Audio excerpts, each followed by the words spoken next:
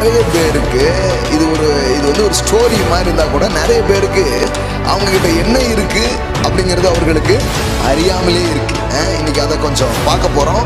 அது மூலமாக எப்படி கர்த்தர் நம்முடைய வாழ்க்கையில கிரியை செய்ய முடியுங்கிறத நான் உங்களுக்கு காட்ட விரும்புகிறேன். இன்னைக்கு நாம படிக்க போறது இதுதான். உங்களிடம் இருப்பது என்ன? எல்லாம் சொல்லுங்க, உங்களிடம் இருப்பது என்ன?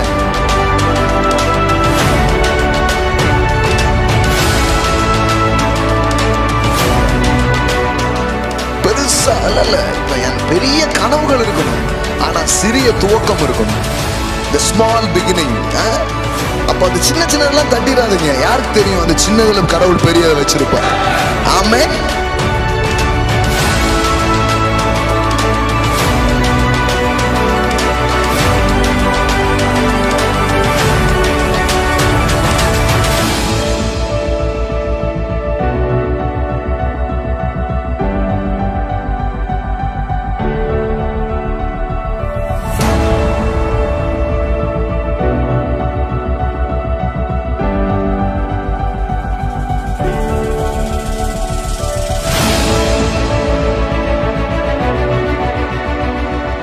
எதையோ ஒன்று செய்ய ஆரம்பிச்சிடணும்.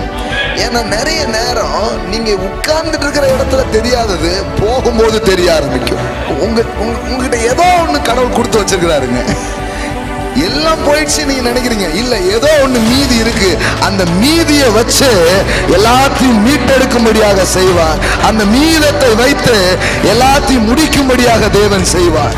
அந்த மிஞ்சி போனதை வச்சு மீதம் எடுக்க செய்வார்.